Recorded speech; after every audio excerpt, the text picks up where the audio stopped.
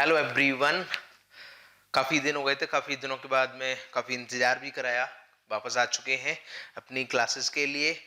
तो आज हम लोग थोड़ा सा काफ़ी क्वेरीज मेरे पास में आ रखी थी कि सर प्रिपरेशन कैसे करें, आरएएस की क्या स्ट्रेटजी रहनी चाहिए, क्या चीज़ें होती हैं जो गेम चेंज करती हैं, किस तरह से प्रीलिम्स की प्रिपरेशन करनी चाहिए, किस तरह मेंस की प्रिपरेशन करनी चाहिए, किस तरह इंटरव्यू की प्रिपरेशन करनी चाहिए, क्या पैटर्न रहता है, किस तरह का सिलेबस होता है, किस तरह का एग्जाम का नेचर है, किस तरह की एडमिनिस्ट्रेटिव पोस्ट के लिए एग्जाम कंडक्ट होता है, और किस तरह की हायरिंग होती है, और किस तरह का लेवल इस एग्जाम का होता है, वो हम लोग एक बार देख लेते हैं।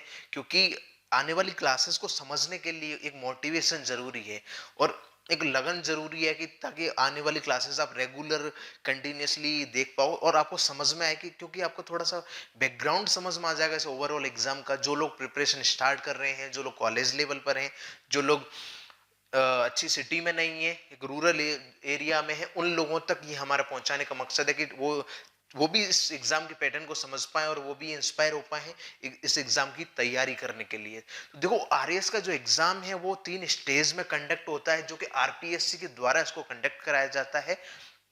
आरपीएससी अजमेर से इसको कंडक्ट कराया जाता है, जिसमें कि 3 लेवल का ये एग्जाम है। जिसमें कि पहला एग्जाम का जो स्टेज है वो प्रीलिम्स एग्जाम है, दूसरा जो स्टेज है वो अपना मेंस एग्जाम है, और उसके बाद में अपना तीसरा स्टेज है पर्सनैलिटी टेस्ट, जिसको हम इंटरव्यू बोलते हैं। ये 3 स्टेज में ये एग्जाम कंडक्ट होता है। अब हम लोग देखते हैं प्रीलिम्स का किस तरह का एग्जाम होता है, मेंस का किस तरह का एग्जाम का नेचर होता है, और इंटरव्यू का किस तरह का नेचर होता है। सबसे पहले हम लोग डिस्कस करेंगे प्रीलिम्स एग्जाम के बारे में। तो प्रीलिम्स एग्जाम जो होता है वो ऑब्जेक्टिव टाइप का होता है, ऑब्जेक्टिव इन नेचर होता है। उसमें 200 मार्क्स का ये मैक्सिमम मार्क्स का ये पेपर होता है, 3 घंटे का ये पेपर होता है, जिसके में लगभग 150 क्वेश्चंस इसके अंदर पूछे जाते हैं, 150 क्वेश्चंस इसके अंदर पूछे जाते हैं, जिसमें कि 1/3 नंबर की इसमें नेगेटिव मार्किंग करी जाती है। ऑब्जेक्टिव इन नेचर होने की वजह से, ऑब्जेक्टिव टाइप का इसको होने की वजह से, इसका जो सिलेबस है वो काफी वास्ट रखा गया है, कि भाई ताकि जो भी कैंडिडेट, जो भी इंस्पायरेंट इस एग्जाम में बैठे, जो भी इस एग्जाम की तैयारी करें, उनको काफी ज्यादा पूरी दुनियादारी की नॉलेज अच्छे से होनी चाहिए, ताकि वो अपनी एडमिनिस्ट्रेटिव पोस्ट पर जाने के बाद में उसको, उस नॉलेज को इंप्लीमेंट कर सकें, उस नॉलेज का यूज कर सकें, राइट। तो प्रीलिम्स एग्जाम को देखो, का जो एग्जाम का जो सिलेबस है वो, जिसमें कि अपन डिस्कस करते हैं, राजस्थान का तो लगभग लगभग फोकस्ड, ये राजस्थान का फोकस्ड एग्जाम है, तो राजस्थान का तो इसमें लगभग सारी चीजें कवर हो जाती हैं।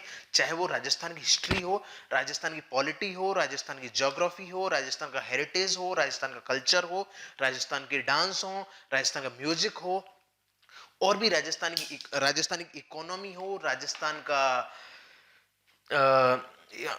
का इकोनॉमिक डेवलपमेंट हो, राजस्थान का भौगोलिक स्वरूप हो, वो सारी की सारी चीजें के अंदर सम्मिलित होती हैं। उसके बाद में इंडिया लेवल की चीजें आती हैं। इंडिया लेवल की चीजों में इंडिया की हिस्ट्री हो, इंडिया की हिस्ट्री में भी अगर कैटेगराइज करते हैं तो एंशिएंट हिस्ट्री हो गई, प्राचीन भारत हो गया, मध्यकालीन मिडाइवल भारत हो गया, आधुनिक भारत, मॉडर्न इंडिया हो गया। तो ये सारा कुछ हिस्ट्री के अंदर कवर होगा। हिस्ट्री के अंदर इसमें कुछ वर्ल्ड हिस्ट्री का भी कुछ पोर्शन है, जो मेंस में एग्जाम में अपने को मिलेगा, एक मेंस एग्जाम के सिलेबस में जिसको कवर होगा। और उसके बाद में हिस्ट्री हो गई अपनी, हिस्ट्री के बाद में ये हिस्ट्री के साइड में कल्चर का भी एक इंपॉर्टेंट रोल प्ले होगा इसके अंदर, क्योंकि अक्सर क्वेश्चंस देखने को मिलते हैं उसमें से। उसके अलावा ज्योग्राफी की बात करते हैं। ज्योग्राफी इसमें राजस्थान का पूरा भौगोलिक पूरा का पूरा ज्योग्राफी आ गया। जैसे राजस्थान की सॉइल्स के बारे में, राजस्थान की रिवर्स के बारे में, राजस्थान का भौगोलिक स्वरूप किस तरह का है, राजस्थान में किस तरह की वन संपदा है, राजस्थान में किस तरह की जीव संपदा है, किस तरह का, जो भी राजस्थान के केस में ये आप किस तरह के यहाँ पर रोड कनेक्टिविटी है, यहाँ का किस तरह का किस तरह की यहाँ पर फसलें उगाई जाती हैं, वो सारा कुछ इसके अंदर राजस्थान का कवर होता है। और उसके अलावा इसमें इंडिया लेवल का पूरा ज्योग्राफी कवर होता है जिसके अंदर, और उसमें वर्ल्ड का फिजिकल ज्योग्राफी भी कवर होता है, जिसमें कि जो भी वर्ल्ड के ज्योग्राफी के प्रोसेस होते हैं वो सारा कुछ इसके अंदर पूछ लिया जाता है, राइट। उसके अलावा इकोनॉमी की बात करें तो देखो राजस्थान की इकोनॉमी तो है ही है, उसके अलावा इंडिया की इकोनॉमी से भी अक्सर क्वेश्चंस पूछे जाते हैं इसके अंदर, जो कि बेसिक क्वेश्चंस होते हैं, माइक्रो इकोनॉमी से रिलेटेड हो गए, मैक्रो इकोनॉमी से रिलेटेड क्वेश्चंस हो गए। करंट में इकोनॉमी को लेकर के इंडिया का किस तरह का उतार चढ़ाव आ रखे हैं, किस तरह की इकोनॉमिक पॉलिसीज गवर्नमेंट की तरफ से दी जा रही हैं, पॉलिसीज को अक्सर ये एग्जाम फोकस करते हैं, ताकि जो भी एक इंस्पायरेंट हो, जो भी एक लीडर बन के आए, उसको पॉलिसीज की अच्छे से समझ होना बहुत जरूरी है, ताकि वो जब सेलेक्ट हो जाए तो वो उनको इम्प्लीमेंट कर सके, उनकी बेसिक समझ उसको होना बहुत जरूरी है। तो ये एग्जाम इसीलिए फोकस्ड भी पॉलिसीज को करता है। तो वो भी एक बहुत बड़ा रोल प्ले करती है, जो कि करंट अफेयर्स के सेक्शन में अंदर में आती है। उसके अलावा प्री एग्जाम में देखो ये थोड़ा सा मैथमेटिकल भी कैंडिडेट को चेक करना चाहता है कि इसका बैकग्राउंड सिर्फ थ्योरेटिकल है, या ये ह्यूमैनिटी के बैकग्राउंड के अलावा इसको मैथमेटिकली इसकी मेंटल एबिलिटी कैसी है, इसकी रीजनिंग कैसी है, इसका क्वांटिटेटिव एप्टीट्यूड किस तरह का है, या किस तरह का ये मैथ की क्वेरीज को सॉल्व कर पाता है, वो उस तरह की चीजें भी इसके अंदर अक्सर पूछ ली जाती हैं। तो वो भी हमको फोकस करने की जरूरत है। तो इसका मतलब क्या होगा, कितना वास्ट सिलेबस, इतना बड़ा सिलेबस, 150 क्वेश्चंस के अंदर इसको समराइज करना है, तो कहीं ना कहीं बहुत ज्यादा वास्ट सिलेबस को पढ़ने की जरूरत है। और वो भी क्वेश्चंस अक्सर घुमा करके आने लगे हैं, जैसे आईएएस के एग्जाम में अक्सर क्वेश्चन घुमा के आते हैं, आजकल आरएएस में भी उस तरह का पैटर्न देखने को मिलता है। क्वेश्चंस को काफी डायनेमिज्म दिया जा रहा है, वो ताकि जो भी इंस्पायरेंट हो, जो भी स्टूडेंट हो, वो कंफ्यूज हो, और जो होशियार कैंडिडेट हो, जो थोड़ा सा समझदार कैंडिडेट हो, उसको सिलेक्ट किया जा सके। तो प्री एग्जाम की हमने बात करी, प्री एग्जाम में एक बार रिवाइज करते हैं। प्री एग्जाम में 3 घंटे का पेपर होता है, जिसका कि 200 मार्क्स का जो टोटल पेपर होता है, 150 क्वेश्चंस इसके अंदर आते हैं, 1/3 नेगेटिव मार्किंग इसके अंदर करी जाती है, और लगभग 5 लाख अभ्यर्थी इसको हर साल इस एग्जाम को देते हैं, या एग्जाम का फॉर्म भरते हैं, जिसमें से लगभग 25,000 कैंडिडेट्स को उसमें मेंस देने का मौका मिलता है, जो मेंस के लिए चले जाते हैं। और मेंस के बाद में मेंस में देखो, मेंस का जो हम लोगों ने प्री का देखा, उसको थोड़ा सा और ब्रॉड लेवल पे देख कर दिया जाए, तो वो मेंस का सिलेबस बन जाता है, और उसमें सब्जेक्टिव होता है। सब्जेक्टिव का मतलब आरपीएससी क्यों उसको सब्जेक्टिव लेता है, क्योंकि वो ऑब्जेक्टिव के बाद में ये समझना चाहता है कि कैंडिडेट को अपने खुद के विचार व्यक्त करने की कैपेबिलिटी है या नहीं है।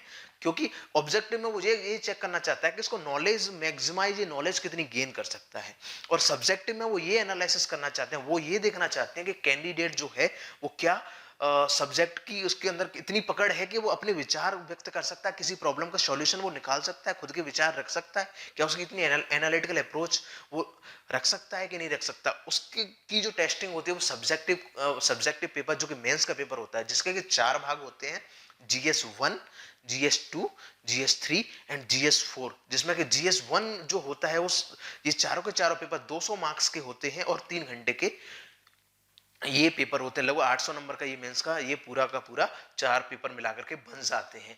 और इसके अंदर हिस्ट्री, ज्योग्राफी का एक सेक्शन बन जाता है, पॉलिटी का एक सेक्शन बन जाता है, एथिक्स वाला एक सेक्शन बन जाता है, मैथ्स का एक सेक्शन बन जाता है, लैंग्वेज का इसमें के अंदर एक सेक्शन बन जाता है, जिसमें हिंदी इंग्लिश दोनों लैंग्वेज को टेस्ट करते हैं कि भाई कैंडिडेट की क्या समझ है लैंग्वेज को लेकर के। वो भी एक जीएस पेपर 4th में इसका एग्जाम होता है, और एक मैथमेटिकल भी इसके अंदर पेपर होता है। तो उसके अंदर सब्जेक्टिव पेपर है पहले, तो उसके बाद में सब्जेक्टिव पेपर होने के बावजूद बहुत ज्यादा वास्ट सिलेबस है, तो बहुत ज्यादा पढ़ने की जरूरत है।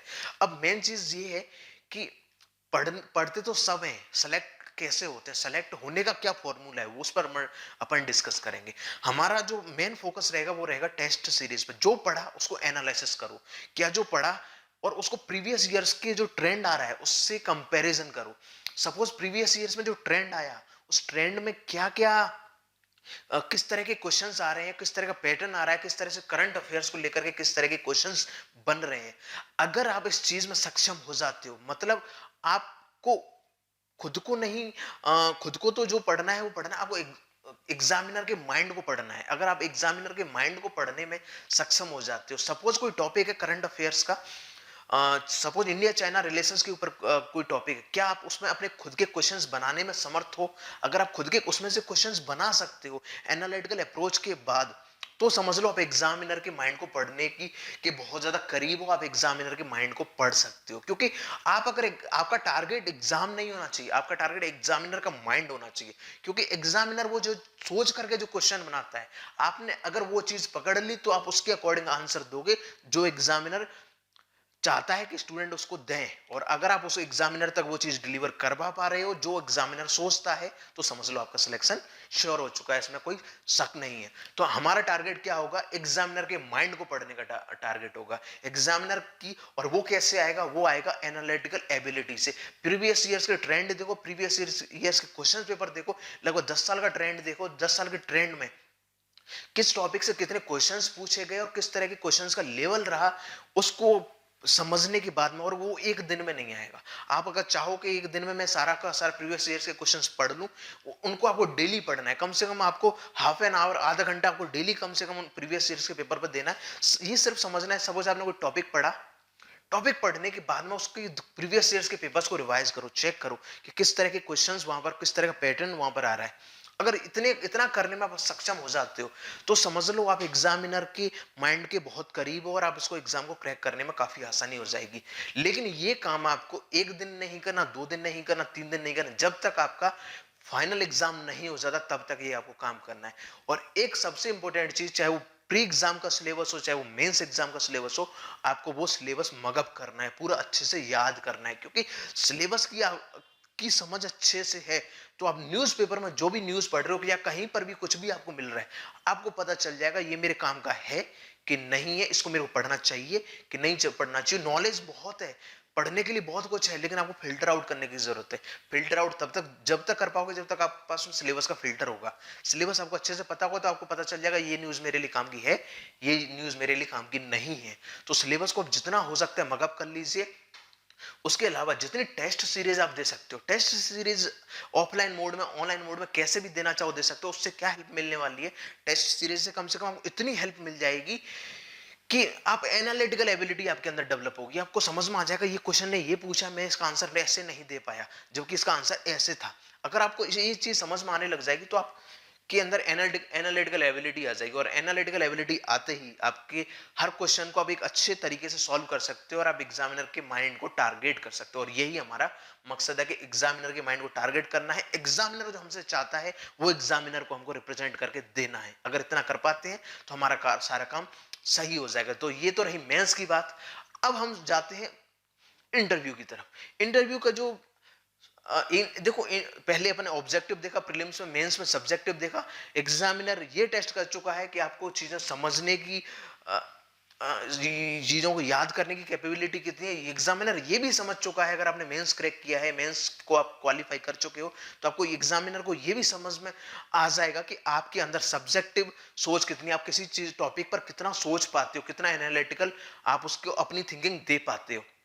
इससे आपका सब्जेक्टिव टॉपिक क्लियर हो जाता है और सब्जेक्टिव एग्जाम क्लियर हो जाता है। अब ये बात आती है पर्सनैलिटी डेवलपमेंट। पर्सनैलिटी डेवलपमेंट अक्सर स्टूडेंट उसको नॉलेज का समझते हैं कि आप एग्जामिनर को जितने ज्यादा आप क्वेश्चंस के आंसर दे सकते हो उतनी जल्दी आपका सिलेक्शन हो जाएगा। ऐसा नहीं है। अगर ऐसा होता तो जितनी उनको नॉलेज टेस्ट करनी थी वो मेंस में कर सकते थे, इंटरव्यू की जरूरत नहीं होती। इंटरव्यू क्यों लेते हैं? क्योंकि वो एक ऑनेस्ट ऑफिसर चाहते हैं।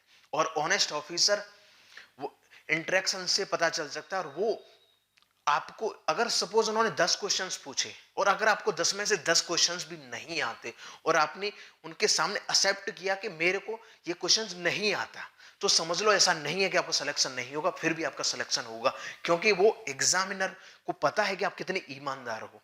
आपको वहां पर अपनी नॉलेज तो जो है वो तो दिखानी है, उसके अलावा जो सबसे इंपॉर्टेंट चीज है आपकी ऑनेस्टी। और जितनी ज्यादा ऑनेस्टी, जितनी ज्यादा सिंप्लिसिटी आप एग्जामिनर को दिखा पा रहे हो, इंटरव्यूअर को दिखा पा रहे हो कि आपके अंदर कितनी सिंप्लिसिटी और आप कितनी ऑनेस्ट हो और आप कितने कूल पर्सन हो।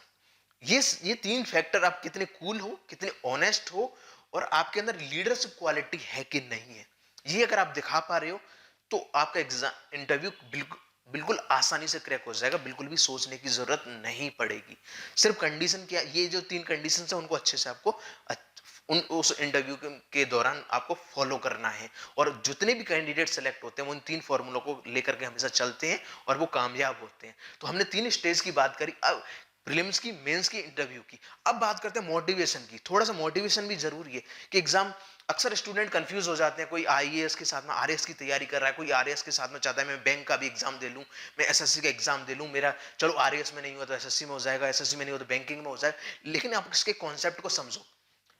आप वो एग्जाम्स को साथ में लेकर चल सकते हो जिनका पैटर्न लगभग लगभग सिमिलर है। आप उन एग्जाम्स को साथ में लेकर के नहीं चल सकते जिनका पैटर्न बहुत ज्यादा, उनके रास्ते बहुत अलग हैं, उनकी जो जॉब प्रोफाइल है वो बहुत अलग है। सपोज आपको आपको बैंकिंग के साथ में आप आरएएस की प्रिपरेशन कर रहे हो तो आपका मेरे हिसाब से तरीका सही नहीं है। आप करना चाहो कर सकते हो, लेकिन क्योंकि बैंकिंग का जो प्रोफाइल है वो एकदम सिविल सर्वेंट से एकदम डिफरेंट है। आप आईएएस के साथ में आई आरएएस की तैयारी करें, well and good, syllabus similar है। राजस्थान का पोर्शन आरएएस के लिए कवर करना होता है, बाकी इंडिया लेवल की जो चीजें हैं वो तो कवर करनी ही होती हैं। बाकी आईएएस में एक ऑप्शनल पेपर होता है जो कि आपको चूज करना होता है, उसको आप कर सकते हो कवर, जिससे कि आपके चांसेस बन जाते हैं यूपीएससी में सिलेक्शन होने के और आपके आरएएस में सिलेक्शन होने के। दोनों एग्जाम को आप साथ में लेकर के चल सकते हो, लेकिन बैंकिंग को आप आरएएस के साथ में लेकर के चल रहे हो तो कहीं ना कहीं आप मिस्टेक कर रहे हो, क्योंकि आपकी प्रोबेबिलिटी है कि आपका आरएएस में भी नहीं होगा और प्रोबेबिलिटी आपका बैंकिंग में भी नहीं होगा, क्योंकि दोनों चीजें एकदम डिफरेंट है। एकदम डिफरेंट है, उनका जॉब प्रोफाइल डिफरेंट है, उनका एग्जाम का तरीका डिफरेंट है, उनका एग्जाम का पैटर्न डिफरेंट है। तो कम से कम आपको ये फोकस रखना है। अब बात आती है, देखो आप जब आरएएस का एग्जाम देते हैं तो मैं कैंडिडेट की जो मैं समझता हूँ, एक कैंडिडेट कॉलेज के पास आउट होने के बाद में वो एग्जाम देना शुरू कर देता है। अब उसके सामने बहुत ज्यादा चैलेंजेस होते हैं कि मेरे को तुरंत जॉब चाहिए, मेरे को फैमिली प्रेशर है। वो टाइम के निकलते निकलते वो फैमिली प्रेशर भी वो देखने लगता है। वो देखता है कि भाई मेरा फ्रेंड लग गया, मेरा फ्रेंड एमएनसी में अच्छी पैकेज पर है, या इतने बहुत सारे फैक्टर्स होते हैं, वो तो विदेश घूम रहा है। आपको उन सारे के सारे फैक्टर से बचना है। जितना आप उन सारे के सारे फैक्टर से बच लोगे उतना आपके लिए बहुत बढ़िया रहेगा। और सबसे बड़ी चीज, ये एग्जाम को आप जितने कम टाइम में निकाल के क्रैक कर दोगे उतना ही बहुत अच्छा है। क्योंकि जितना आप इसको लंबा खींचोगे उतना ही फ्रस्ट्रेशन आपके पास में आएगा। आप उतनी फ्रस्ट्रेट होगे, आप उतना ही परेशान होगे ये सोच सोच करके कि वो इतना इतना आगे निकल गया, वो उतना आगे निकल गया। उसको फ्रस्ट्रेशन को कम करने का एक ही तरीका, जितना आप जल्दी इस एग्जाम की प्रिपरेशन से बाहर आ सकते हो तैयारी करके और एग्जाम को क्रैक कर सकते हो, उतना ही आपके लिए आसान हो जाएगा। और प्रेशर में इस एग्जाम की तैयारी ना करें। चैलेंजेस हर किसी के साथ में सेम है। हम सोचते हैं कि ये तो मेरे साथ में ही हो रहा है, नहीं, वो हर किसी के साथ में सेम चैलेंजेस हैं, सेम फाइनेंशियल प्रॉब्लम्स हैं, सेम फैमिली प्रेशर है, सब कुछ सबके लिए सेम है। तो आपको ये नहीं सोचना कि मेरे साथ में ही ऐसा हो रहा है, वो सबके साथ में सेम चीजें हो रही हैं। बस आपको अपना फोकस रखना है एग्जाम पर, ताकि इस एग्जाम को आसानी से अपन क्रैक कर पाए। और एक ही टारगेट होना चाहिए, एग्जाम को क्रैक करना है किसी भी कंडीशन में, चाहे मेरे को कितना भी पढ़ना पड़े। राइट। तो ये तो रही हमारी एक स्ट्रेटजी जिसके अकॉर्डिंग हम काम करेंगे और आने वाले आरएएस के एग्जाम में हम जितना अपना बेस्ट हो सकता है उतना बेस्ट देने की कोशिश करें। कभी इस तरह के सपने मत पालो कि मेरे को टॉपर बनना है, मेरे को फर्स्ट रैंक लानी है, मेरे को फर्स्ट रैंक लाऊंगा तो मेरा मीडिया में इतना बड़ा ये हो जाएगा, वो हो जाएगा। नहीं, ये मोटिवेशन आप पहले दिन लेकर के तैयारी शुरू करते हो, एक आने वाले कुछ टाइम के बाद में ये मोटिवेशन डिमोटिवेशन में कन्वर्ट होने लगता है और आप परेशान हो जाते हो। आपको सिर्फ इतना सा करना है कि जो मैं पढ़ रहा हूं, जितना मैं पढ़ रहा हूं उसका एग्जाम में बेस्ट एफर्ट्स लगा के मैं आऊंगा। जो रिजल्ट होगा वो भगवान भरोसे, जो भी होगा वो ऊपर वाला अच्छा करेगा। सिर्फ आपको इतना सा रखना है कि मैं जो पढ़ रहा हूं मेरी प्रैक्टिस अच्छे से अच्छी होनी चाहिए। एग्जाम को जो एग्जाम की डिमांड है मैं उसको पूरा कर पाऊं और उस डिमांड के अकॉर्डिंग एग्जाम में परफॉर्म करा पाऊं। रिजल्ट की चिंता नहीं करनी और रिजल्ट को सोच करके अपने आप को हवा में मोटिवेट नहीं करना, क्योंकि ये एग्जाम बहुत पेशेंस मांगता है, लंबे टाइम की जर्नी होती है और आपको बहुत ज्यादा अप डाउन्स आते हैं। आज मोटिवेट हो, कल डिमोटिवेट हो गए, फिर तीसरे दिन मोटिवेट होते हो, फिर चौथे दिन डिमोटिवेट होते हो, फिर कोई वीडियो देख लिया फिर आप मोटिवेट होते हो। एक कंटिन्यूटी चाहिए और ये सबके साथ में होता है, मोटिवेशन डिमोटिवेशन। लेकिन आपके डिमोटिवेशन को आपको कन्वर्ट नहीं होने देना आपके फ्रस्ट्रेशन में। आप डिमोटिवेट हो कोई बात नहीं, आप आज ज्यादा डिमोटिवेट हो मत पढ़ो, थोड़ा रिलैक्स कर लो, लेकिन आपका जो कंटिन्यूटी है वो नहीं टूटनी चाहिए किसी भी कंडीशन में। और कितना भी बड़ा फैमिली प्रेशर क्यों ना हो, उस फैमिली प्रेशर को आप किसी भी तरह से हैंडल कर सकते हो। इसमें थोड़ा सा मेंटेन करके चलना पड़ेगा और आपको बैलेंस करके चलना पड़ेगा। राइट। और हालांकि ये मैं सजेशन नहीं दूंगा, लेकिन ये ज़रूरी है, जो मैं समझता हूँ, आपके पास में अर्निंग का कोई सोर्स होना चाहिए, या फिर आपके पास में ऑल्टरनेटिव एक वे होना चाहिए कि अगर ये नहीं हुआ तो मैं ये कर लूँगा। उससे कहीं न कहीं आपको मेंटली काफ़ी सपोर्ट मिलता है, काफ़ी हेल्प मिलती है आपकी प्रिपरेशन में। अदरवाइज़ आप ये सोच-सोच के परेशान रहते हो कि अगर ये नहीं हुआ तो मैं क्या करूँगा? ये नहीं हुआ तो मैं कहाँ जाऊँगा? आपके पास एक ऑल्टरनेटिव चूज़ करके रखिए कि ये नहीं हुआ तो मैं ये तो कर ही लूँगा। इससे आपकी तैयारी में एक खुद का एक फोर्स काम करता है, ताकि आपकी तैयारी बेटर हो सके। ठीक है, तो ये तो हमारा डिस्कशन था, काफी देखा, प्री के बारे में देखा, मेंस के बारे में देखा, इंटरव्यू के बारे में देखा, पूरा ओवरऑल समझा, चीजों को समझा। करंट अफेयर्स को तैयार करने के लिए, इंटरनेशनल मुद्दों को समझने के लिए मैं प्रीफर करूंगा राज्यसभा टीवी को। जो भी न्यूज देखो राज्यसभा टीवी की देखो, राज्यसभा टीवी के डिबेट्स देखो, चाहे वो सरोकार हो, सरोकार हिंदी में आता है, बिग पिक्चर इंग्लिश में आता है। और उसके लिए टीवी के सब्सक्रिप्शन की जरूरत नहीं है, आप यूट्यूब चैनल राज्यसभा का सब्सक्राइब कर लीजिए, उस पर सब कुछ आता है आपको। वहां पर हर न्यूज, और सबसे बड़ी चीज उसमें फालतू की 1% न्यूज नहीं मिलेगी आपको। सपोज उसमें जितनी भी न्यूज होंगी इंटरनेशनल लेवल की होंगी, या ऐसा कोई मुद्दा होगा वो बहुत सेंसिटिव और एग्जाम में आने वाला है, कोई भी फालतू के इस तरह की न्यूज नहीं होंगी, एक्सीडेंट हो गया, वहां आग लग गई, इस तरह का कुछ भी नहीं होगा। सिंपल न्यूज होंगी, कोई ऐड नहीं आएगा फालतू का, कोई एडवर्टीजमेंट नहीं आएगा, आपका बहुत ज्यादा टाइम यूटिलाइज करने का एक अच्छा वे। डिबेट्स जरूर सुननी चाहिए, डिबेट्स सुनने से आपके खुद के व्यूज बन जाते हैं किसी किसी टॉपिक के लिए। सपोज मैं डिबेट देखता रहता हूँ, जैसे नमामि गंगे हो गया, या फिर education in current scenario, education का करंट में क्या सिचुएशन है, क्या पोजीशन है, उस पर डिबेट्स राज्यसभा टीवी की आती रहती है। उनको रेगुलर आप टाइम निकाल करके आधे घंटे की 1 घंटे की डिबेट होती है, उसको आप फॉलो कर सकते हो। उससे आपकी खुद की सोचने का तरीका ब्रॉड होगा, और वही यूपीएससी या आरपीएससी डिमांड करता है कि एक स्टूडेंट लीडर बन के आना चाहिए, और वो लीडर चाहता है कि वो लीडर पहले से, आधा लीडर तो वो पहले से हो, ताकि उस पर ज्यादा काम ना करना पड़े। राइट, और यही आज के मार्केट की डिमांड है। तो ठीक है, मेरे हिसाब से आपको समझ में आ गया होगा। बाकी आप जोड़े रहिए, देखते रहिए। बाकी थोड़ा सा टाइम को लेकर के जरूर थोड़ा सा प्रॉब्लम चल रहा है, क्योंकि मैं अदर एक्टिविटीज में भी काफी बिजी हूँ, लेकिन कोशिश में जितना भी मेरे से हो सकता है पॉसिबल, मैं वीडियोस आपको देने की कोशिश करूंगा। और अपनी खुद की प्रिपरेशन, सेल्फ प्रिपरेशन आप करते रहिए, और कोशिश करिए जितना बेस्ट टेस्ट सीरीज को दे पाए, जितना आप जहां से भी मिल रही है, ऑफलाइन ऑनलाइन कहीं पर भी, खुद के क्वेश्चंस बना करके आप जरूर दीजिए, क्योंकि उसका कोई शॉर्टकट नहीं है, और उसका वही एक आपको एग्जाम में क्रैक करने का एक सबसे बड़ा रामबाण है। ठीक है, तो अभी के लिए इतना ही। बाकी बाकी और कोई, जुड़े रहिए कुछ नया देखने के लिए, कुछ नए वीडियोस देखने के लिए, नई क्लासेस देखने के लिए। तो अभी के लिए इतना ही। Thank you very much.